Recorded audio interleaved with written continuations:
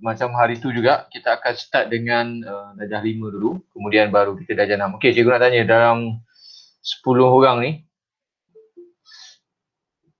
berapa orang yang darjah 5?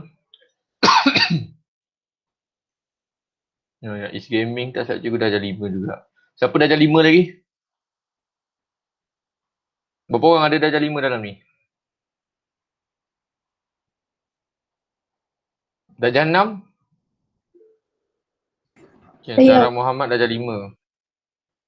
Aiman Hakim darjah 5 juga? Darjah 6. 6. Darjah 6, darjah 6. So darjah 5 berapa orang?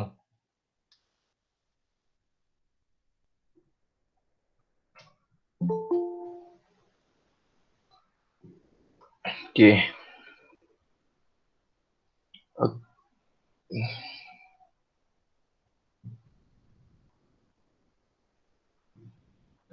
Okay, buku teks dah dapat kan? Okay, tengok buku teks. Cikgu akan terangkan ikut buku teks ya. Okay, hari tu cikgu terangkan bab 1 kan?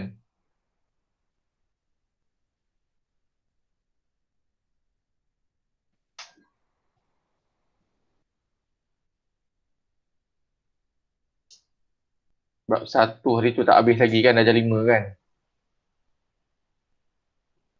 Okay, darjah 6 dengan baik-baik ya. Jadikan sebagai revision kamu juga.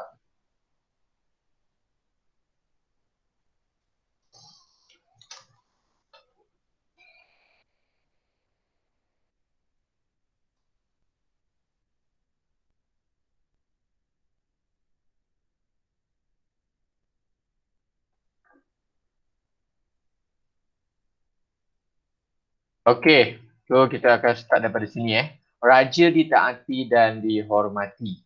Okay, so sebagai seorang rakyat, okay, kita sebagai seorang rakyat, kita kena menghormati dan juga kita kena taat kepada perintah raja. Okay, dan hubungan antara raja dan juga rakyat ini telah wujud sejak zaman dahulu lagi. Okay, sejak zaman dahulu lagi dah wujud lah.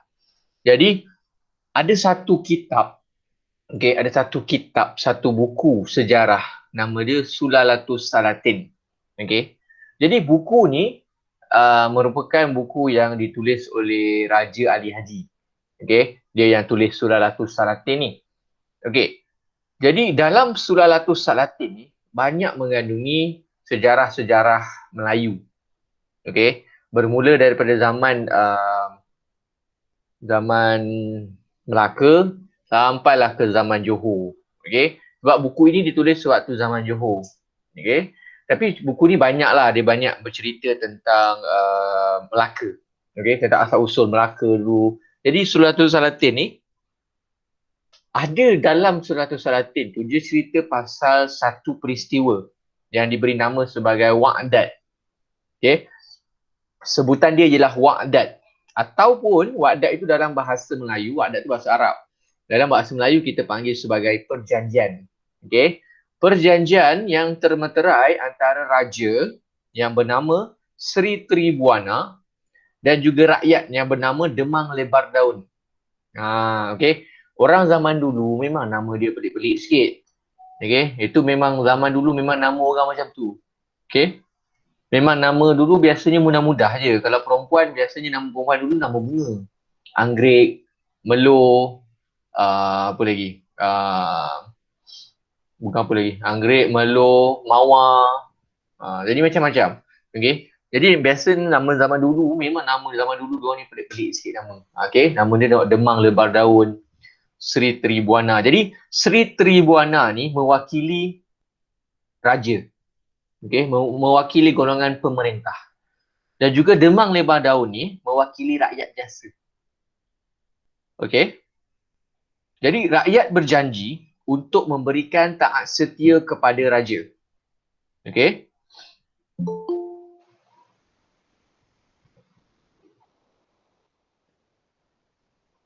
okay, jadi rakyat perlu berjanji untuk memberikan taat setia kepada raja, dan raja pun kena berjanji juga untuk memerintah rakyat dengan adil dan juga saksama. Okey, jadi nampak tak perjanjian antara dua? rakyat berjanji untuk memberikan taat setia kepada raja. Okey, itu rakyat. Apa yang rakyat kena buat? Raja juga perlu berjanji untuk memerintah rakyat dengan adil dan sama. Apa borak-borak ni? Dengar cikgu ajar ni, jangan borak. Okey, jadi rakyat berjanji untuk memberikan taat setia kepada raja. Okey, dan raja juga dia perlu berjanji untuk memerintah rakyat dengan adil dan sama. Apa jadi kalau raja tak nak memerintah dengan adil? Apa jadi kalau raja tak nak memerintah dengan adil dan juga melakukan hancur negara kan? Kalau raja itu tidak adil, raja itu pilih kasih dan raja itu banyak melakukan kesalahan, maka negara akan hancur kan? Inilah yang pernah berlaku sewaktu zaman Melaka dulu. Okey. Sultan yang terakhir pada zaman Sultan Melaka dulu nama dia ialah Sultan bukan Melaka, Johor. Okey, antara yang awak dulu dia sewaktu tu nama dia Sultan Mahmud Shah nama dia. Okey, nama dia Sultan Mahmud Shah. Jadi Sultan Mahmud Shah ni merupakan sultan yang muda lagi. Okey, dia masih muda lagi tetapi dah dilantik sebagai sultan. Masa tu umur dia baru belasan tahun. Belasan tahun tau, muda lagi. Dia jadi sultan muda. Jadi disebabkan dia ni mendapat title sebagai sultan dengan agak muda lagi kan, dengan umur yang muda. Jadi dia ni ada masalah sikit. Okey. Masalah dia ialah apabila raja ni, okey, sultan ni dia tidak adil, okey, pilih kasih dan macam-macam berlaku masalah dekat Johor pada ketika itu. Okey. Jadi sewaktu dekat zaman Johor tu, okey, masa kita tengok dekat Johor tu apa yang terjadi, sultan ni dia banyak masalah tau, dia banyak perangai dia. Dia kaki perempuan, okey, lepas tu dia suka buat masalah itu, dia suka buat masalah ini, macam-macam. Jadi menyebabkan kerajaan Johor pada ketika itu sangat lemah. Sampai Sultan Mahmud Shah mati dibunuh oleh rakyat dia sendiri. Okey. Jadi kalau kita tengok okey, cikgu nak bagi contoh lagi satu. Contoh kita tengok, mungkin kamu pernah tengok cerita Hang Tuah. Okey. Mungkin kamu pernah tengok cerita Hang Tuah. Dalam cerita Hang Tuah, okey, kalau kamu tengok kan dalam cerita dia, Hang Tuah ni seorang yang setia kepada raja. Okey, seorang yang sangat taat kepada raja. Raja suruh buat apa dia akan buat. Dia seorang yang sangat setia kepada raja. Okey. Tetapi ada satu masalah. Apabila Hang Tuah telah difitnah. Okey, Hang Tuah telah difitnah. Masa tu dia kena fitnah lah, macam orang kata dia ni ada hubungan sulit dengan raja punya gundik-gundik tu, macam dayang-dayang kat istana lah. Okey. Masa tu Hang Tuah dituduh dan Hang Tuah telah dihukum bunuh lah, dihukum mati lah oleh raja. Okey. Jadi kita dapat tengok dalam cerita tu, Hang Tuah walaupun dia tahu dia tak bersalah, okey, tapi dia tak lawan raja. Walaupun dia tahu dia tak bersalah dan juga dia tahu yang raja dah salah buat keputusan, tapi dia tak marah raja pun. Dia diam je. Dia terima je sebab dia taat kepada raja. Kemudian okey, maknanya dalam kalau kita tengok cerita tu, Hang Tuah tak mati dibunuh kan, bendahara selamatkan dia, kemudian dah simpan apa semua. Hang Jebat pula. Hang Jebat dia ingat Hang Tuah dah mati. Jadi Hang Jebat mengamuk satu negeri. Okey, dia mengamuk apa semua. Kiranya kalau nak ikutkan dia dah derhaka kepada raja lah. Okey. Kemudian raja baru tahu bahawa Hang Tuah ni tak bersalah. Dan dia baru tahu yang Hang Tuah ni hidup lagi punya. Okey, lepas tu dia minta Hang Tuah ni untuk bunuh Hang Jebat. Jadi Hang Tuah bunuh Hang Jebat. Ada dua version yang kita baca. Yang pertama kata Hang Tuah bunuh Hang Jebat. Yang kedua kata Hang Jebat yang tarik tangan Hang Tuah supaya bunuh dia. Okey. So kalau kita tengok, sanggup Hang Tuah membunuh rakan dia sendiri disebabkan raja. Sedangkan raja tu sendiri dah buat keputusan yang salah, berat sebelah kepada Hang Tuah. Tetapi Hang Tuah masih lagi taat kepada raja. Okey. Jadi itu yang sampai sekarang orang masih berfikir. Sebenarnya dalam cerita hantu Hang Jebat ni, siapa yang derhaka sebenarnya? Adakah hantu yang derhaka? Adakah Hang Jebat yang derhaka? Siapa yang salah? Hang Jebat. Okay. Ramai yang kata Hang Jebat jahat. Okay, sebab dia mengamuk apa semua kan. Tapi kalau kita tengok balik, Hang Tuah jadi macam tu sebab dia nak tuntut bela kematian kawan dia. Yang dia tahu kawan dia tak bersalah. Sebab tu dia jadi macam tu. Dia nak tuntut keadilan kepada raja. Jadi sebenarnya kalau kita nak ikutkan, Hang Tuah dan Hang Jebat sebenarnya tak salah. Yang salah ialah raja dia. Raja ini yang buat keputusan salah. Sehingga menyebabkan Hang Tuah dan Hang Jebat bergaduh satu sama lain. Walaupun mereka ni berkawan baik. Contoh cerita juga bagilah. Okey, so kalau kita tengok balik dalam ni disebut perjanjian patik mohonkan anugerah ke bawah Duli yang Maha Mulia.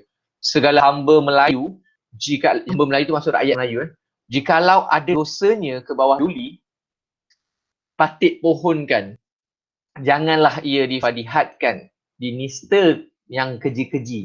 Jikalau patut pada hukum syarak bunuh, tuanku jangan Duli tuanku IB. Maksudnya, kalau rakyat ini bersalah, janganlah sampai dihina rakyat tersebut. Okay? Dan kalaulah dia dibunuh sekalipun, janganlah sampai mengaibkan dia. Nak bunuh-bunuh saja, jangan sampai aibkan keliling bandar lah, jangan. Okay? Keliling bandar maksudnya bawa mayat tu keliling bandar, jangan buat macam tu. Okay? Itu apa yang rakyat punya bahagian. Okay? Okay, so kalau kita tengok, apa pula sebaliknya pada dia? Dia kata, kabullah hamba akan janji paman itu. Paman itu maksudnya pakcik Tetapi, hamba pun minta janji juga pada paman. Hendaklah oleh segala anak cucu hamba, jikalau ada salahnya sekalipun atau zalim jahat perketinya, janganlah segala hamba Melayu itu derhaka dan menitikkan darahnya ke bumi. Jikalau mereka itu akan cedera berundur hingga tahluk negerinya. Okey, itu yang disebut. Kita tengok dia kata walaupun raja itu zalim, raja itu perangai dia jahat, jangan sesekali bunuh raja. Dan jangan sesekali sampai raja itu berundur dari tahta dia, berundur dari negeri dia. Tapi kalau kita lihat, kalau kita tengok sejarah Melaka, sejarah Johor, benda ni pernah berlaku dalam sejarah Johor. Macam cikgu cerita tadi kan, pasal Sultan Mahmud Shah tadi kan, dia ni zalim, dia ni macam-macam perangai ni. Jadi dia telah dibunuh oleh rakyat dia sendiri. Ada seorang yang bunuh dia, yang tak puas hati dengan dia. Okay. Jadi kalau kita tengok memang betul lah rakyat tersebut derhaka. Okay, memang betul. Tetapi kita dapat lihat sebenarnya benda ni agak sukar untuk dijelaskan. Sebab apa? Macam mana nak buat? Sebab raja itu pun dah ada banyak masalah. Raja itu pun dah problem banyak. Jadi sebab itulah akhirnya rakyat terpaksa untuk menentang raja. Okey. Jadi setelah kita, sebelum ni digunakan konsep wakdat tau. Sebab itulah orang Melayu zaman dulu, mereka memang sangat taat kepada raja. Cuma zaman sekarang ni lah orang dah tak peduli sangat. Bukan tak peduli sebab apa?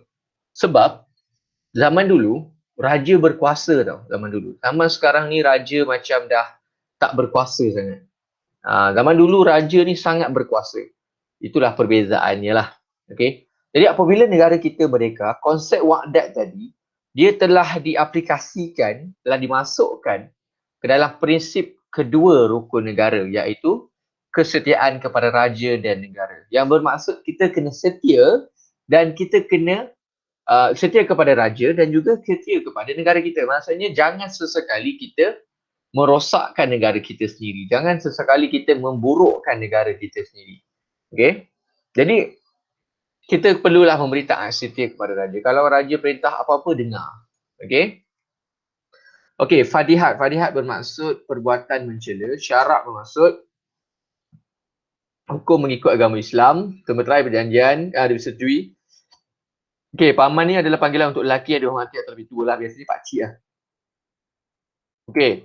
Raja berdaulat. Okay, biasa dengar kan, biasa kalau masuk dekat negeri yang dekat dengan istana sultan ni, biasanya dekat signboard dia tu mesti ada tulis daulat tuanku. Okay, jadi apa yang dimaksudkan dengan daulat ni?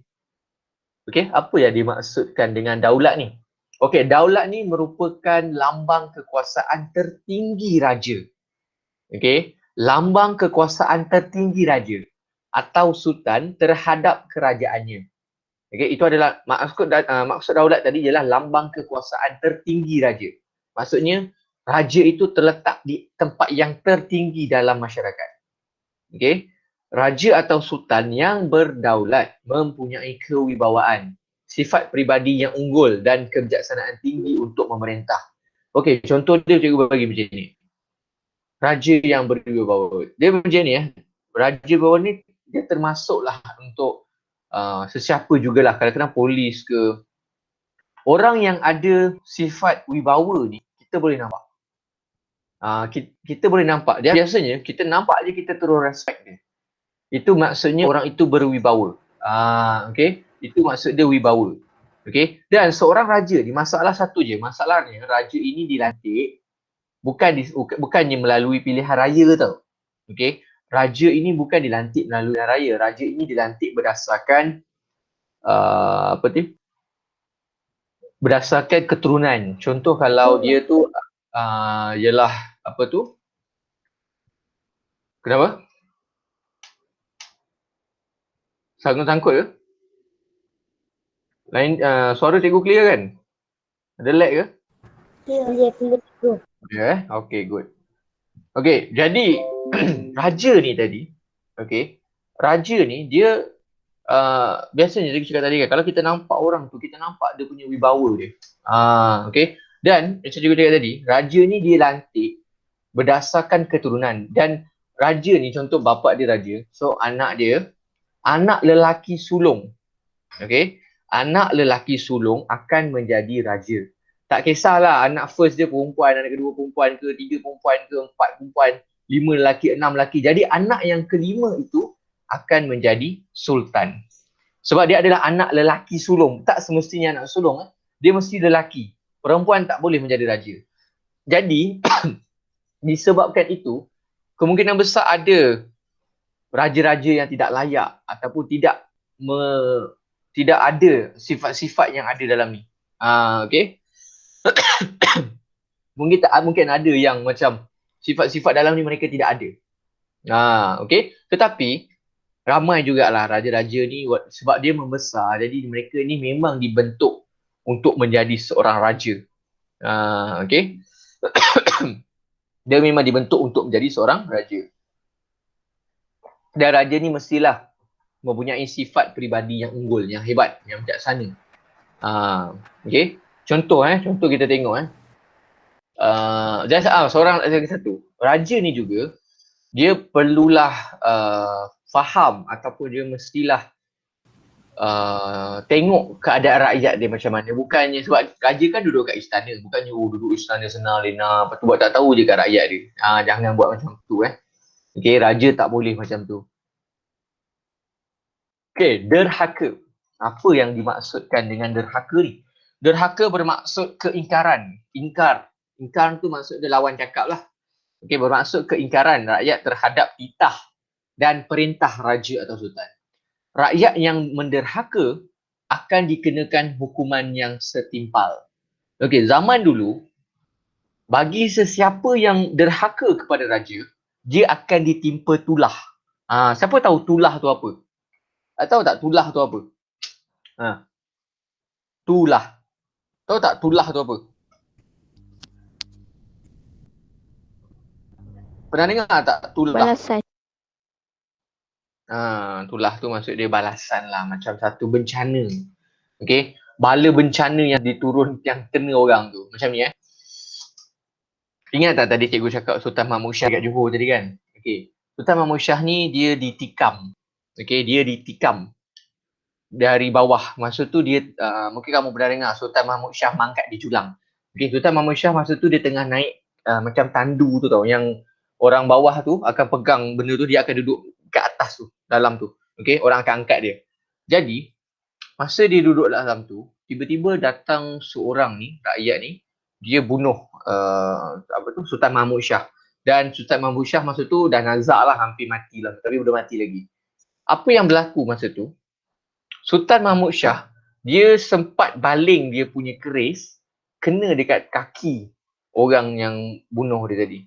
Okay, dia sempat baling. Jadi dia sempat memberikan sumpah dia. Dia kata dekat orang tu, luka dekat kaki kau tu nanti akan ditumbuhi rumput. Dan kau akan mati selepas tu. Okay, so dalam cerita tu, kalau kita tengok dalam Sulalatul Salatin, dalam cerita tu memang ada. Memang betul. Okay, cikgu tak ingat nama dia apa. Cikgu lupa nama orang tersebut yang derhaka tu. Cikgu lupa dah nama dia apa. Okay, jadi derhaka ni memang berkait rapat dengan tulah. Okay, derhaka ni sama lah juga macam, okay, bila raja kata berhenti bergaduh, tetapi masih lagi nak bergaduh. Contoh dia siapa? Yang masih nak bergaduh apa semua kan. Kita tengok sekarang ni. Raja dah kata hari tu, jangan bergaduh. Okay, kepada ahli politik, jangan bergaduh. Tetapi ahli politik masih lagi nak bergaduh. Okay, itu kira derhaka kepada raja lah. Okay, raja dah kata stop. Tapi mereka masih lagi bergaduh. Jadi mereka itu dikira derhaka lah. Sama juga apabila raja telah memberikan perintah, kemudian kamu cuba persoalkan balik. Macam, oh tak boleh macam ni raja, tak boleh. Tak boleh. Okay, kamu tak boleh bawa ke mahkamah apa yang telah raja perintahkan. Tetapi ikutlah bidang kuasa lah. Raja dia bukannya suka hati je boleh bagi perintah, tak boleh.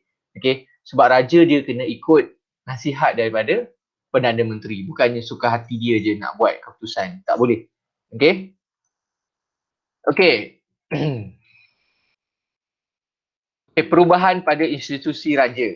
Okay, yang ni yang terakhir lah untuk darjah 5. Lagi kita masuk darjah 6. Okey, perubahan pada institusi raja. Okey, jadi sekarang kita tengok perubahan dalam institusi raja tu. Okey, first kita tengok institusi raja pada zaman kerajaan Melayu awal lagi. Okey, bila kita sebut zaman kerajaan Melayu awal, maksudnya zaman Melaka dan Johor lah Okey, sebab antara dua tu je yang terkenal zaman dulu. Negeri lain tak terkenal pun, Selangor, Pahang, Perak. Tak terkenal pun. Betul, antara yang terkenal je lah Melaka, Johor, Kedah, itu je. Okay, yang negeri lain tak famous sangat. Okay, jadi masa zaman kerajaan Melayu awal dulu, raja atau sultan ini ialah ketua kerajaan. Dia adalah ketua. Dan juga dia ketua dekat negeri dia je lah. Okay, raja dan sultan ini mempunyai kuasa mutlak. Okay, siapa tahu apa maksud mutlak? Apa maksud mutlak? Dia tahu tak apa maksud mutlak? Tak tahu mutlak tu apa? Okay, mutlak tu maksud dia berkuasa penuh. Tulis kat kertas ke kat mana ke. Mutlak itu bermaksud berkuasa penuh. Maksudnya raja dia, semua benda kena melalui raja. Okay, semua benda kena melalui raja. Maksudnya raja lah yang akan tentukan, okay, ini boleh ke tak, ni tak boleh. Sekarang kita dah tak macam tu. Sekarang ni raja dah bukan lagi berkuasa mutlak. Raja tidak ada kuasa mutlak. Dia tak boleh suka hati nak buat undang-undang baru. Okay. Tetapi zaman dulu raja boleh buat undang-undang baru. Contoh hari ni saya rasa saya tak nak tengok orang pakai baju warna hijau. So, semua orang dalam negeri tu tak boleh pakai baju warna hijau. Itu contoh lah. Okay. Jadi segala dasar berkaitan dengan pentadbiran, perundangan, kehakiman dan hubungan diplomatik ditentukan sendiri oleh raja atau sultan. Cikgu cakap tadi. Mana semua benda dekat dalam negeri ni akan ditentukan oleh raja. Raja yang akan tentukan. Okay. Jadi raja atau sultan ini dibantu oleh para pembesar untuk mentadbir kerajaan. Okay, akan dibantu oleh para pembesar untuk mentadbir kerajaan. Jadi raja dan sultan ni bukannya dia buat kerja semua. Bukan dia buat kerja seorang-seorang. Okay. Dia juga akan dibantu oleh pembesar untuk mentadbir kerajaan. Jadi pembesar, kalau kita tengok zaman Melaka dulu, dia ada sistem pembesar 4 lipatan. Okay. 4, 8, 16, 32. Dia punya bilangan dia. Kalau 4 tu yang utama tu lah, yang minggu lepas kita ada. Bukan minggu lepas, yang baru ni, yang kita ada bincang tu.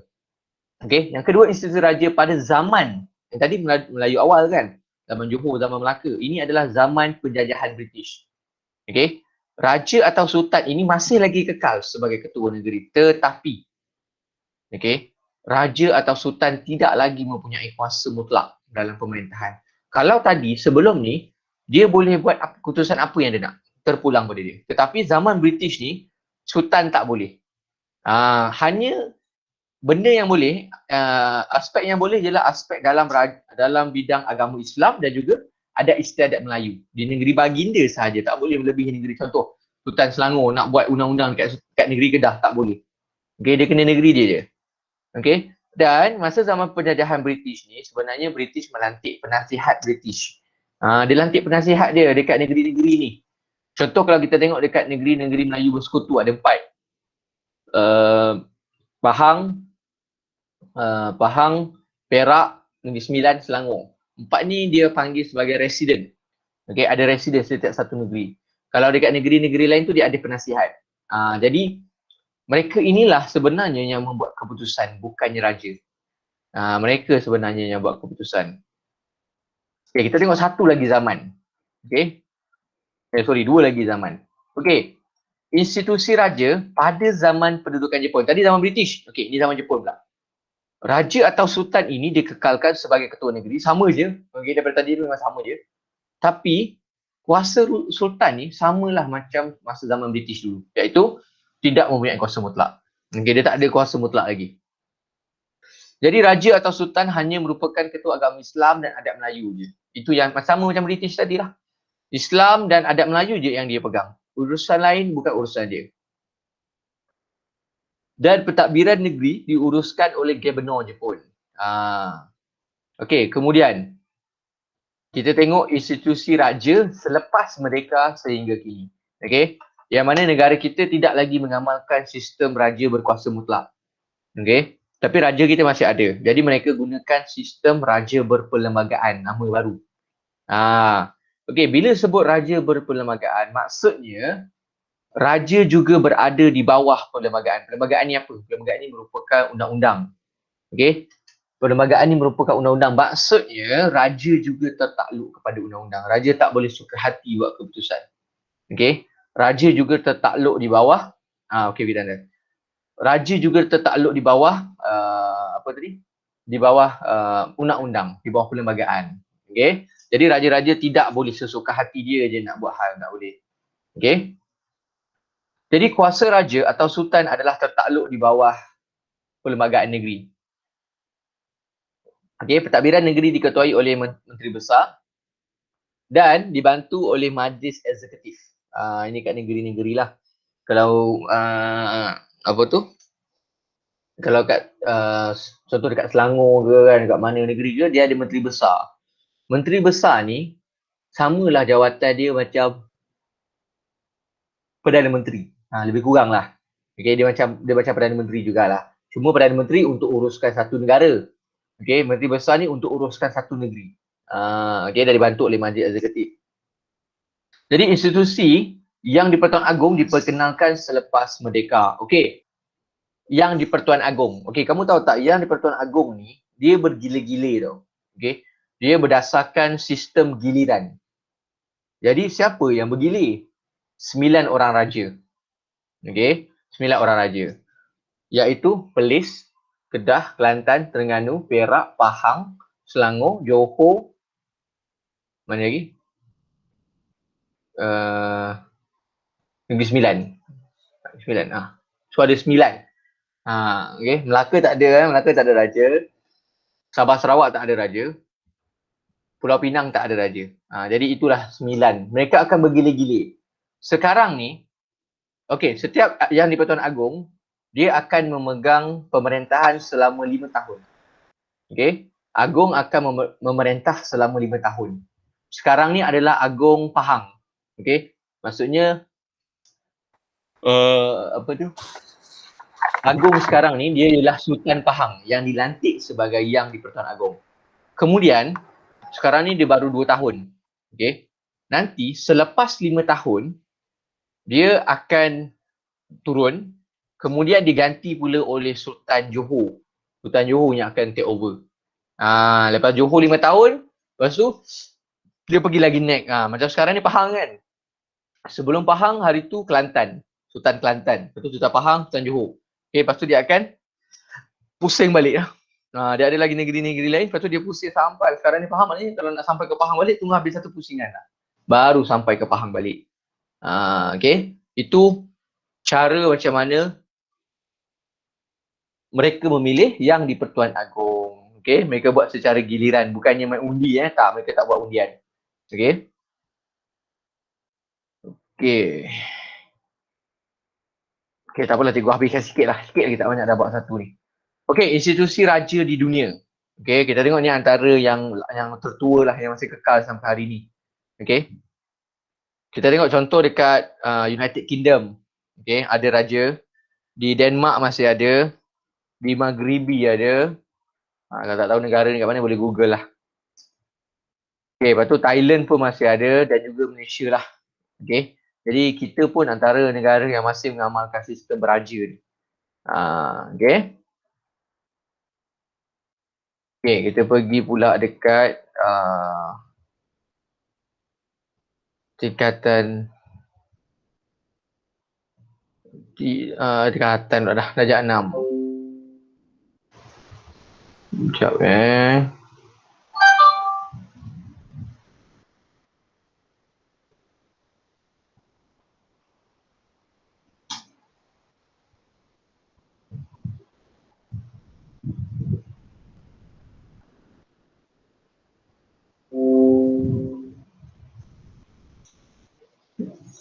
Okay, siapa ingat darjah 6 itu cikgu stop dekat mana? Kalau boleh cakap lah, jangan hantar mesej, cikgu tak perasan sebab cikgu tak buka yang kat situ.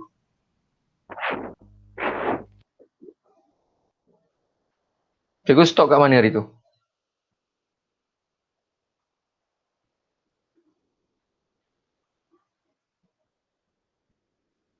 Oh, dekat langkah pembentukan Malaysia.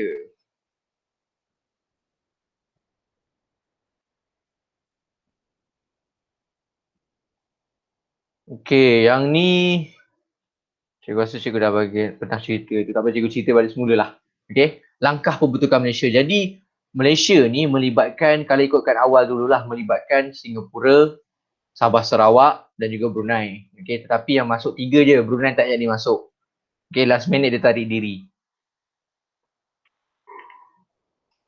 Jadi idea ni sebenarnya telah disampaikan oleh Tunku Abdul Rahman pada tahun 1961 lagi. Okay, 1961 Tunku Abdul Rahman dah bagi tahu dah tentang gagasan Pertukaran Malaysia ni. Okay, dan terus start dengan usaha lah untuk sebarkan idea ni. Okay, jadi pada Julai telah ditubuhkan Jabatan Kuasa Perundingan Perpaduan Malaysia, JPPM. Okay, fungsi Jabatan Kuasa ini adalah untuk menerangkan kepada orang ramai tentang pembentukan Malaysia. Sebab kamu kena tahu, zaman dulu mana ada TV. Okay, radio ada tapi tak semua yang pakai radio. Okay, nak buat surat khabar, ramai yang tak boleh baca. Okay, jadi zaman dulu mereka tak boleh nak buat kempen setakat hantar apa tu, dekat masuk TV ke, dekat surat khabar ke, tak boleh lah. Okay, sebab orang tak ramai yang tahu pun. Jadi, mereka telah pergi ke kampung-kampung untuk menceritakan tentang Malaysia ni. Jadi kalau kita tengok respon Singapura memang dia dah setuju daripada awal. Masalah sekarang ni ialah Sabah dan Sarawak. Sebab apa? Sabah Sarawak tak setuju tau. Okay, untuk masuk Malaysia. Dia tak suka. Dia kata Malaysia ni macam nak jajah dia. Okay. Jadi itulah apa yang dia cakap lah. Kemudian, bila dah tadi Sabah Sarawak kan, Singapura dah. Brunei pula dia berbeza. Brunei pada awal, Sultan Omar Ali Saifuddin, Sultan Brunei, dia setuju tau untuk masuk Malaysia. Okay? Kalau kita tengok, kalau dulu kalau tak ubah fikiran, mungkin sekarang ni Brunei masih lagi dalam Malaysia. Okay? Tetapi, setelah rakyat dia menentang pembentukan Malaysia, maka Sultan pun ambil keputusan untuk menolak pembentukan Malaysia. Sebab itulah Brunei tak masuk sampai sekarang. Cuma Singapura tu ada masalah sikit lah. Okay? Singapura Tunku Abdul Rahman tolak dia, jatuh. Okay, jadi 1962, mereka telah bersetuju untuk menubuhkan sebuah suruhanjaya untuk menilai reaksi penduduk negeri-negeri dalam. Mana tanya dulu ni, saya cakap tadi tu. Sabah Sarawak mula-mula memang diorang menentang. Brunei dan Singapura tak ada masalah, setuju. Okay. So, ahli suruhanjaya tersebut terdiri daripada Lord Cabot, Sir Anthony Abel, Sir David Waterston. Okay. Tan Sri Walponi dan Tun Muhammad Ghazali bin Syafi'i. Okay, ini antara anggota Suruhanjaya ni. Okay. Suruhanjaya ni apa? Suruhanjaya ni merupakan satu badan. Okay. Badan bebas. Jadi Suruhanjaya ini juga dikenali sebagai Suruhanjaya Kobot. Sempena nama Lord Kobot yang ketua dia. Diberi nama sebagai Suruhanjaya Kobot. Okay, boleh tengok dalam gambar ni kan. Ni je lah gambar. Sekejap cikgu besarkan sikit.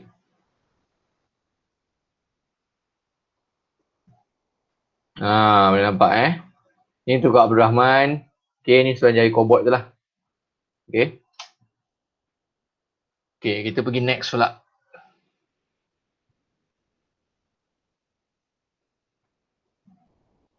Okay, jadi pada 1962, referendum diadakan di Singapura. Penduduk Singapura bersetuju untuk menyertai Malaysia. Kan tadi cikgu cakap, Singapura tak ada masalah untuk masuk ke Malaysia.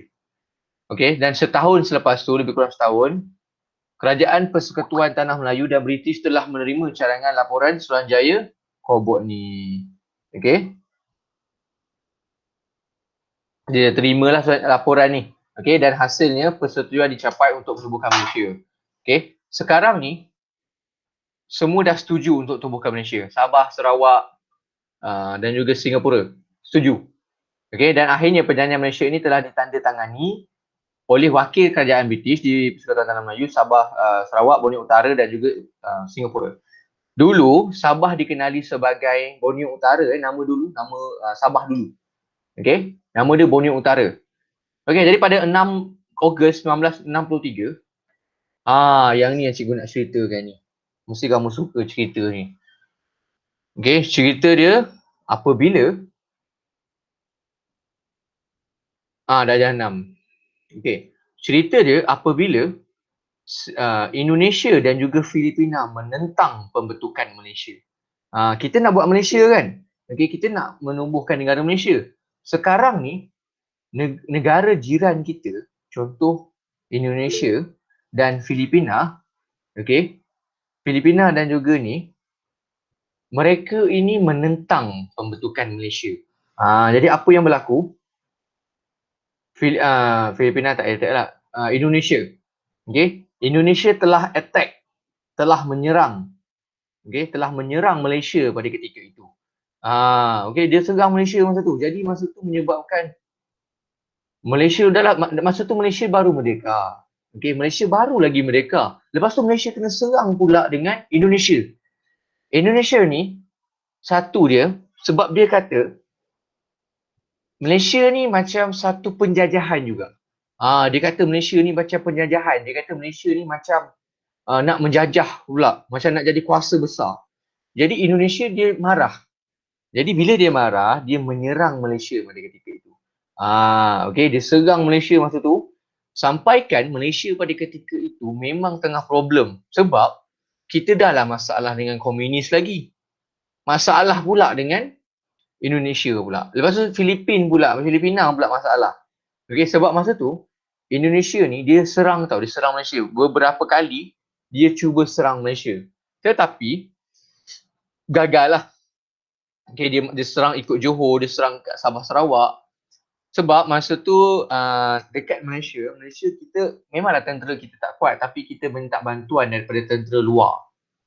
Masa tu yang datang tentera British, tentera Australia dan juga tentera India yang datang untuk tolong halau balik semula untuk halau semula tentera-tentera Indonesia ni balik. Dan akhirnya kita dapat lihat berjayalah. Okay, Indonesia kalah. Kemudian Filipina pula, sebab Filipina dia nakkan Sabah. Okay, Filipina dia nakkan Borneo Utara ni, Sabah ni. Sedangkan orang Sabah dah bersetuju untuk masuk ke dalam Malaysia. Okay. Kemudian apa yang berlaku? Filipina dia tuntut Sabah sebab dia kata Sabah tu dia punya. Okay, dia tuntut Sabah. Jadi apa yang berlaku masa dia tuntut Sabah tu kan? Kemudian Dia tapi tak adalah menyerang Malaysia lagi lah. Masa tu belum lagi lah. Kemudian bila dah lama-lama kelamaan tu, akhirnya barulah Filipina dan juga Indonesia redor. Redor apa? Barulah dia redor untuk apa tu? Dia redor untuk terima bahawa Sabah Sarawak dah masuk dalam Malaysia. Okay, barulah dia redor. Dan masa tu selesailah masalah pasal apa tu? Filipina dan juga Indonesia. Okay, kejap. Okay.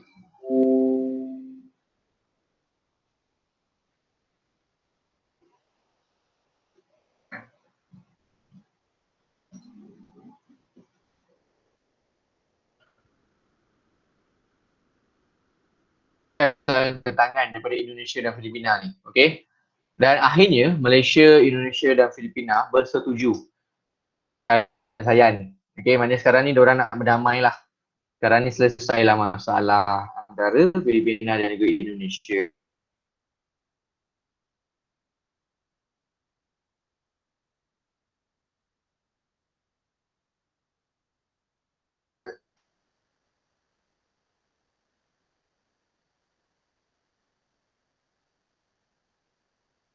Okay. Dan wakil PBB ni Pertubuhan Bangsa-Bangsa Bersatu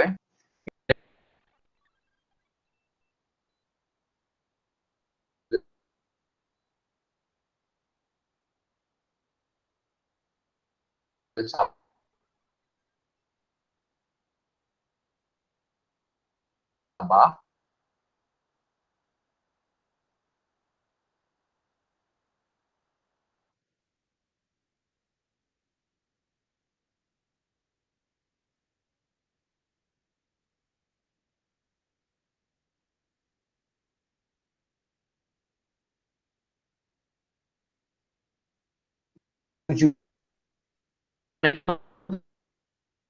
Awalnya orang Sabah Cikgu lag. tarikh mereka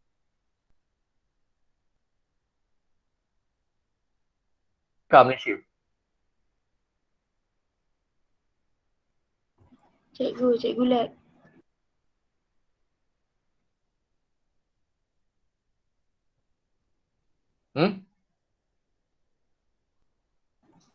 Cikgu lag.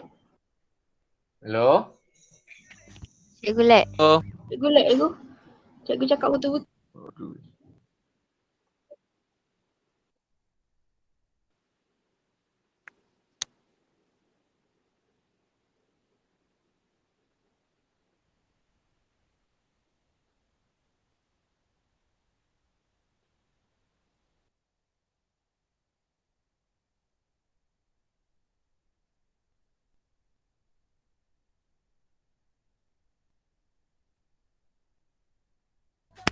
Cikgu.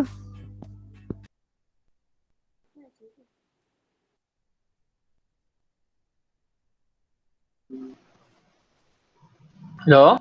Hello. Hello. Dengar dah?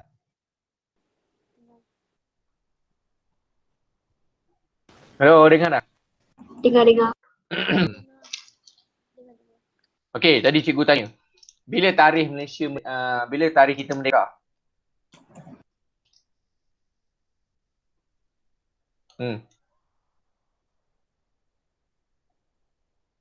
Right, cikgu tanya ni. Cikgu bukan tanya skin ke apa ke. Okey, betul. 31 Ogos 1957. Okey, kamu kena jelas 31 Ogos 1957 ialah tarikh kemerdekaan bagi Semenanjung Malaysia sahaja. Okey. Sabah dan Sarawak mereka belum lagi merdeka. Okey, mereka belum lagi merdeka.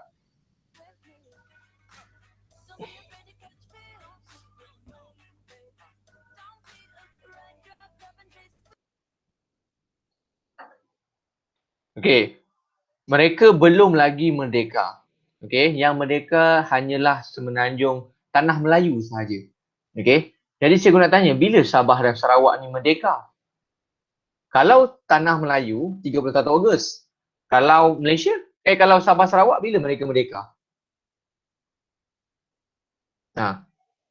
Bila Sabah dan Sarawak merdeka? 16 Kamu kena September tahu juga ni. 16 September berapa? Tahun berapa?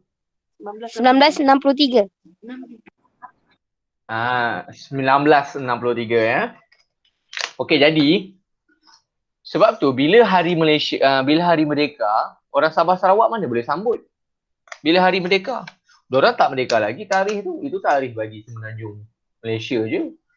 Bagi orang Sabah Sarawak, mereka tak merdeka lagi. Jadi kenapa mereka nak sambut kan?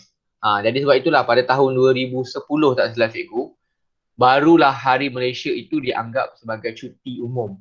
Dulu tak cuti pun. Dulu Hari Malaysia itu tak cuti pun. Tetapi sebenarnya itu adalah hari yang bermakna bagi orang Sabah dan Sarawak. Sebab itulah tarikh mereka merdeka daripada British.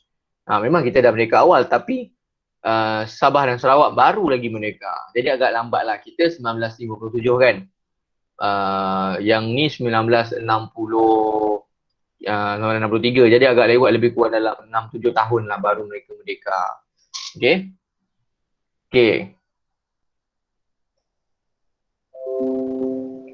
Kalau Cikgu Lek lagi bagi tahu tau. Cikgu.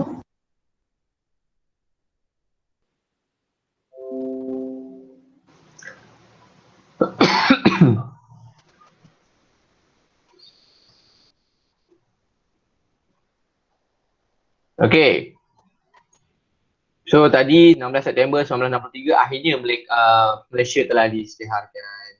Dan Malaysia telah menjadi sebuah negara lah. Pengisytiharan Malaysia. Kita tengok dekat sini pengisytiharan Malaysia. Jadi proses untuk kita merdeka tu sebenarnya bukan mudah. Bukannya hari ni minta merdeka esok tu dapat, tak. Kita sebenarnya nak dapatkan kemerdekaan tu sangat susah.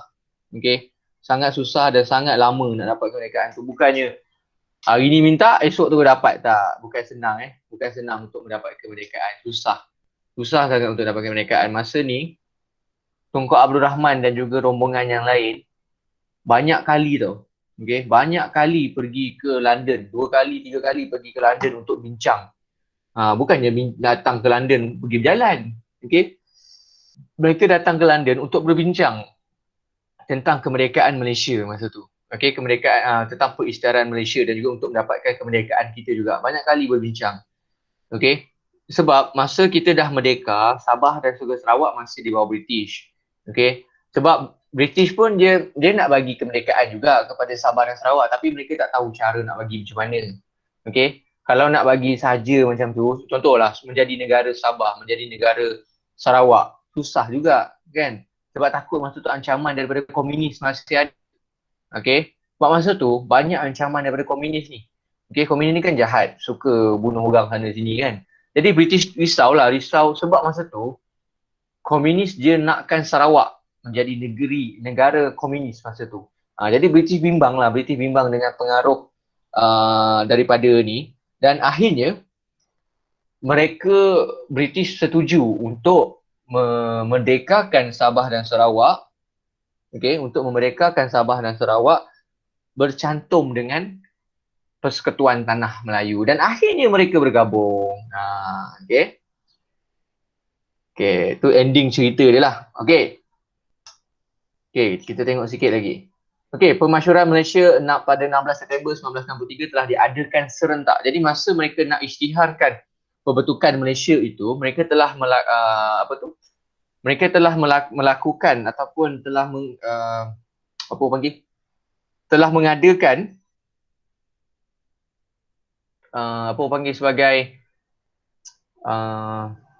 bukan perayaan, sambutan secara serentak. Serentak dekat mana? Tempat yang pertama mereka lakukan ialah di Stadium Merdeka.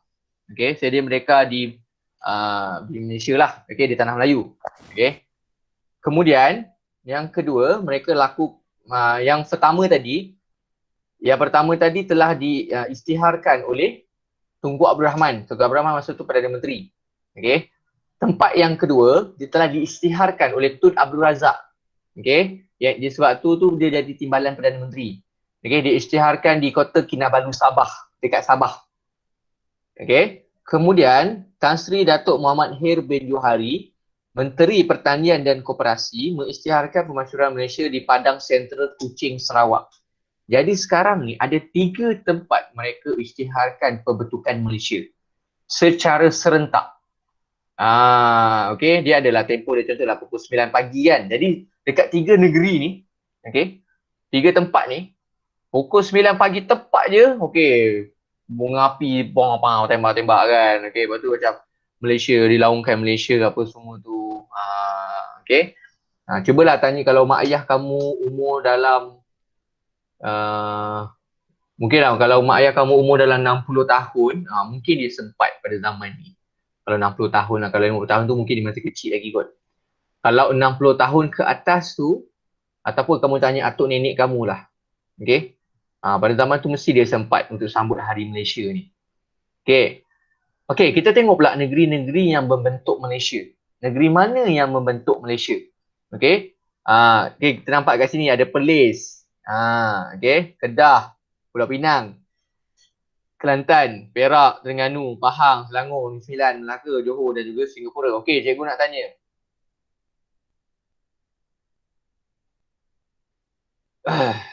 Apa ni? Borak apa ni? Fokus tak cikgu ajar apa ni? Ke banyak main ni? Okey, yang lain tu dengar apa cikgu ajar. Okey. Okey, cikgu nak tanya. Okey, dan cikgu tak benarkan kamu borak selain daripada sejarah dalam ni . Jangan borak selain daripada tu. Okey, sebab cikgu rekod tau kelas ni. So kalau kamu borak benda lain, dia masuk dalam recording juga. So jangan sesekali borak benda lain. Tak kisahlah ML ke apa ke, cikgu tak kisah. Okey, jangan sesekali borak dalam ni. Faham? Cikgu dah tegur dah tadi, tapi still borak lagi benda lain. Berapa kali cikgu nak tegur? Okey, kamu dah darjah 5, darjah 6 dah besar dah. Bukannya budak darjah 1, darjah 2 lagi. Okey, cikgu nak tanya soalan. Contoh kita tengok Pulau Pinang. Okey, Pulau Pinang terkenal dengan apa? Siapa tahu Pulau Pinang terkenal dengan apa?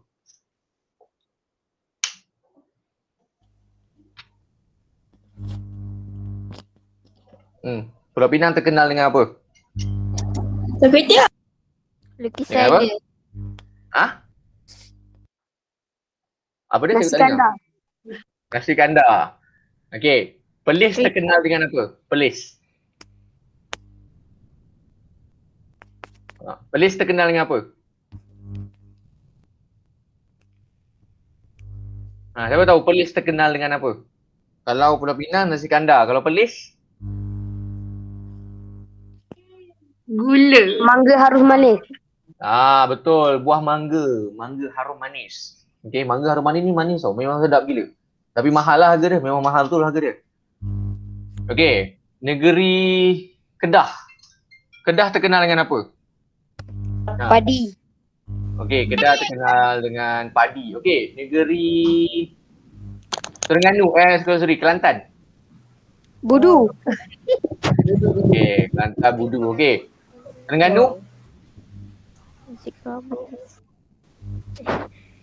Terengganu apa? Leko. Okey, Kopok Leko. Penyu. Perak. Perak terkenal dengan apa? Perak ada apa? Wow. Rendang tok. Rendang tok. Lain. Aku tak kenal pun rendang tok siapa. Lain. Ganja.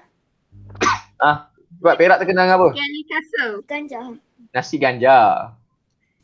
Nasi ganja baru lagi terkenal.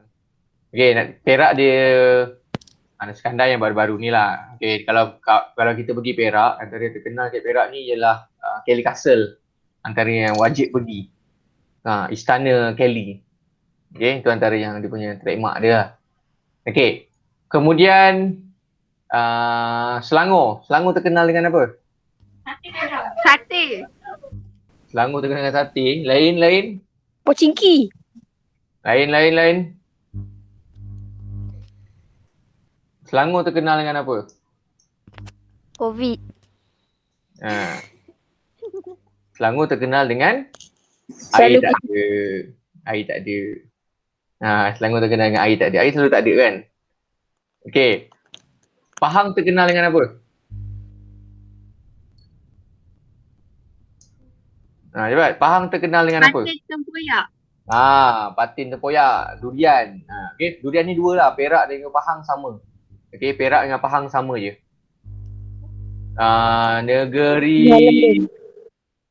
Negeri Johor. Johor. Desaru. Okey, Desaru. Okey, boleh lah. Okey, lagi? Johor Lama. Johor Lama. Regular. Okey, Legoland. Okey, Melaka. Formosa. Okey, Formosa. Asam pedas pun. Okey, Negeri Sembilan.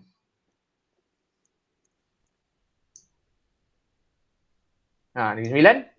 Terkenal dengan apa pula? Port Dickson. Port Dickson. Asal Boleh lepas lah. Cina. Boleh lah. Minangkabau. Okey. Okey, Sarawak pula. Sarawak terkenal dengan apa?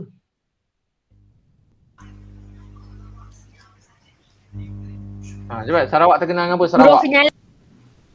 Okey, burung kenyalang. Okey. Tarian apa? Banyak tarian dekat Sarawak ni. Diorang banyak etnik. Okey. Kemudian dekat Sabah.